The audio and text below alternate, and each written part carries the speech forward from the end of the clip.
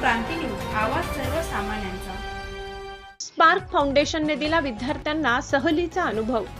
शिक्षण म्हणजे फक्त पुस्तकी ज्ञान नाही, तर जे चार भिंतीत शिक्षण मिळतं त्याला जर प्रत्यक्ष अनुभवाची जोड मिळाली तर विद्यार्थ्यांच्या कायमस्वरूपी लक्षात राहते। म्हणून शैक्षणिक सहली किंवा अभ्यास दौऱ्याची गरज असते।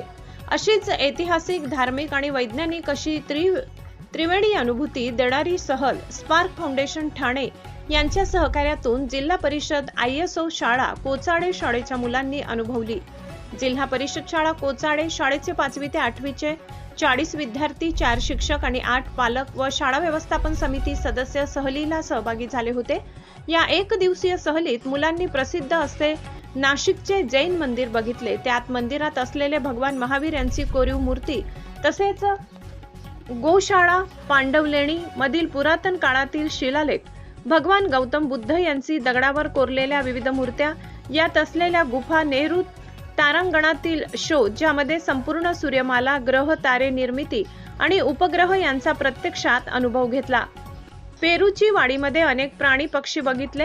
हे पक्षी प्राणी संपूर्ण भारतातील होते। यात असे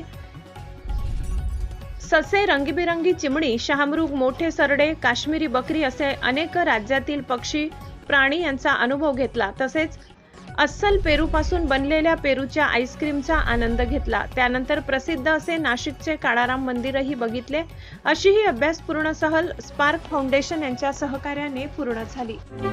अशाच नवनवीन बातम्या पाहण्यासाठी आमच्या महाराष्ट्र क्रांती न्यूज या YouTube चॅनलला लाईक करा, सबस्क्राईब करा आणि बेल आयकॉनला प्रेस करा।